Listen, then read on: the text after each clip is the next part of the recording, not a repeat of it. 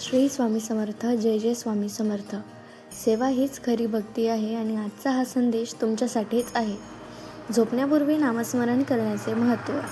अवचेतन मनावर प्रभाव. झोपण्यापूर्वीची 5 मिनिटे आपले अवचेतन म्हणजेच सबकॉन्शियस माइंड अत्यंत सक्रिय असते.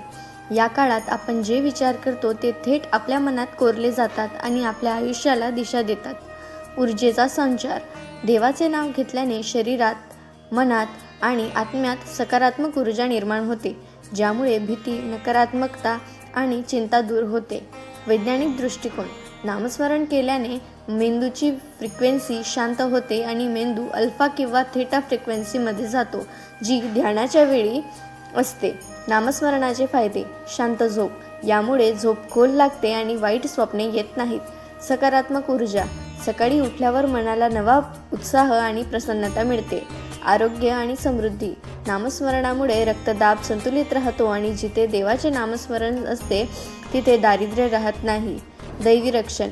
असे मानले जाते की ज्याच्या ओठांवर झोपताना देवाचे नाव असते त्याचे रक्षण स्वतः देव करतो. विशिष्ट फलासाठी नामस्मरण. संकटापासून मुक्ती. हनुमानाचे नामस्मरण.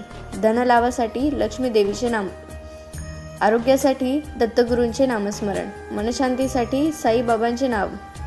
आध्यात्मिक प्रगतीसाठी शिवनामाचा जप. झोपण्यापूर्वी काय करावे. पहिलं, हातपाय धुवून शांत बसा. 2 मिनिटं श्वासावर लक्ष केंद्रित करा. तिसरं, मनातील सर्व काळजी देवाच्या चरणी अर्पण करा. चौथं, शांतपणे आपल्या आवडीच्या देवाचे नाव घ्या आणि झोपी जा.